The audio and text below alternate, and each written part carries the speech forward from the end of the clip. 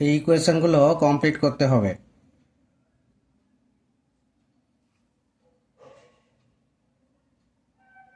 অর্থাৎ বাঁ দিকগুলো লেখা আছে, ডান দিকগুলো তোমাদের লিখতে হবে।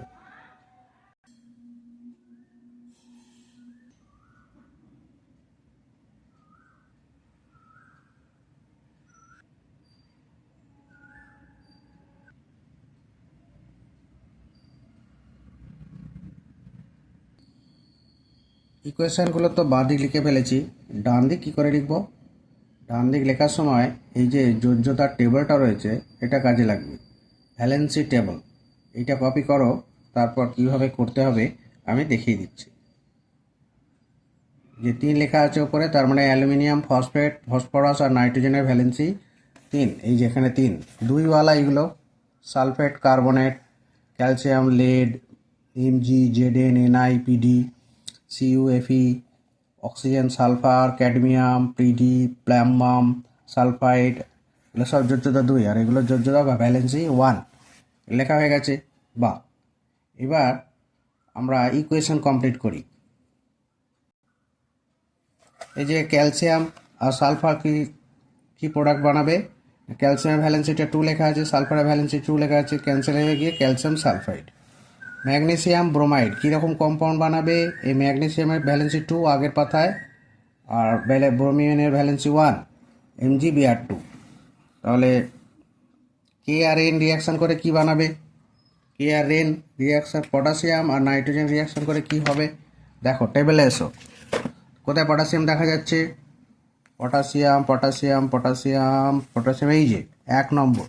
তাহলে পটাশিয়ামের ভ্যালেন্সি 1, আর নাইট্রোজেনের রিয়াকশান করে কি হবে? এই যে এন।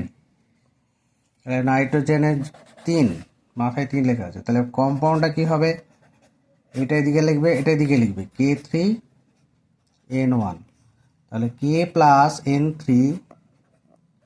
K3N হবে। এই 3টা, এই 3 নয়, এই 3টা ভ্যালেন্সি, নাইট্রোজেনের 3। আচ্ছা, এই ভ্যালেন্সিটা আমি বারবার উল্টাবো না, তোমরা টেবিলটা দেখে নেবে। অ্যালুমিনিয়াম আর ফ্লুরিন রিয়াকশান করছে, অ্যালুমিনিয়াম আর ফ্লুরিন। অ্যালুমিনিয়ামের ভ্যালেন্সি 3 টেবিল থেকে পেলাম, ফ্লোরিনের ভ্যালেন্সি 1। এটা এখানে লিখবে, এটা এখানে লিখবে, হবে Al1F3।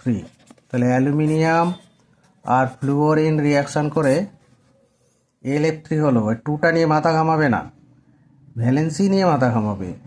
Aluminium formula Al F3।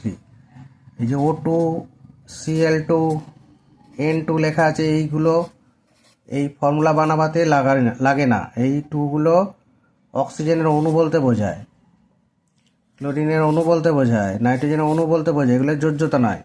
তাহলে নাইট্রোজেনের যোজ্যতা 3, সেটা এখানে লেখা নেই। এইদিকে কটা অ্যাটম আছে, এদিকে মাথা ঘামাবে না। Al+F2 Al F3, এখানে কোনো জায়গাতেই 3 নেই, অথচ এটা লিখতে হবে। তাহলে Al+O2 কি হবে? Al2O3। কেন না? অ্যালুমিনিয়ামের ভ্যালেন্সি 3 আমরা টেবিল থেকে জানি, আর অক্সিজেনের ভ্যালেন্সি 2। এটা এখানে যাবে, এটা এখানে যাবে, তাহলে Al2O3 হবে। বাকিগুলো তোমরা কমপ্লিট করো।